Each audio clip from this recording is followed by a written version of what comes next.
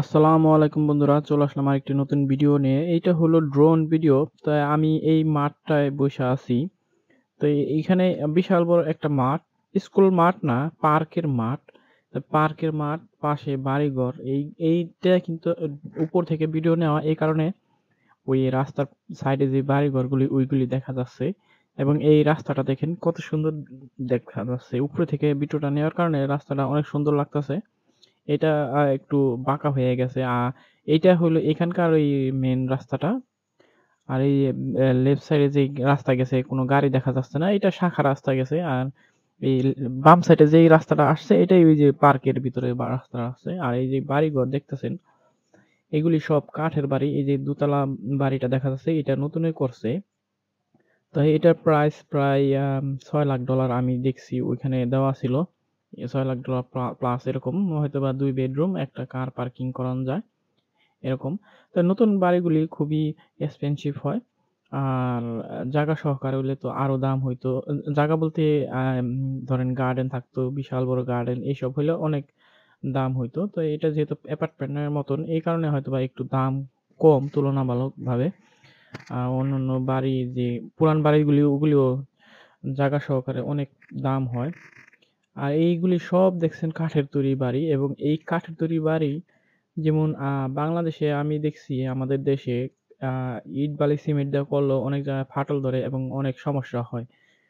তবে এই জিনিসগুলি কাঠের তৈরি এই বাড়িগুলি একেকটার বয়স, পুরাতন বাড়ি আ আমি দেখছি ৭০ বছর, ৮০ বছর কিচ্ছু হয় না। কিচ্ছু হয় না বলতে হয়তোবা কোথাও পেইন্টিং ড্যামেজ হয়, বাট পেইন্টিং বা কোথাও অন্য কালার ডিসকালার হইছে, ওগুলা রিপেইন্টিং করলেই ঠিক হয়ে যায়। কিন্তু যে বাড়ির ফ্রেমটা আছে এগুলি কিছুই হয় না। তো ওই যে দেখতেছেন ওই যে পার্কের নামটা এখানে দেওয়া।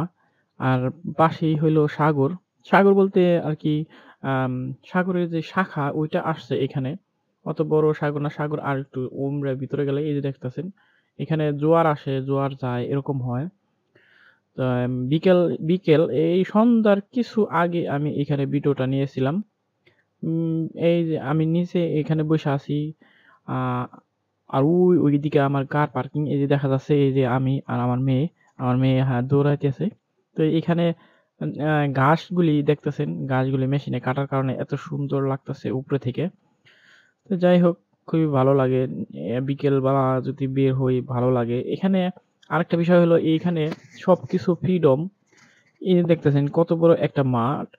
লোক সংখ্যা কিন্তু নাই বললেই চলে। ওরা কি করে?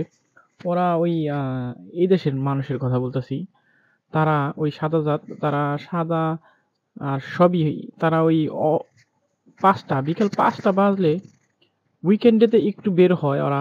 উইকেন্ডেতে একটু না, অনেকই বের হয়। বাচ্চাদের নিয়ে মার্কেট করে বা খেলাধুলা করে পার্কে নিয়ে আসে। কিন্তু এইটা ছিল কাজের দিন। এই যে আমি এখানে আসছি কাজের দিন বিকেলে। তো এখন আবার বিকেলটা খুব লং হয় নিউজিল্যান্ডে। যে কারণে এই যে বিকেলও এখন ফর্সা আছে এখনো। এখন লোক লোক কেউ কোনো লোক নাই বললেই চলে পার্কে। তো বাংলাদেশে চিন্তা করে দেখেন, বাংলাদেশে যদি এরকম একটা পরিস্থিতি থাকতো, এরকম সুন্দর একটা মাঠ, দেখতে অনেক সুন্দর, এত বিশাল মাঠ। আর এই যে এটা দেখা যাচ্ছে এইটার ভিতরে আম প্লেগ্রাউন্ড আছে।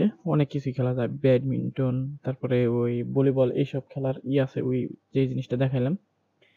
তাই আশেপাশে অনেক কিছুই আছে। তো ধন্যবাদ সবাইকে। আমি হয়তোবা চেষ্টা করব আরো কোথাও নতুন আরেকটা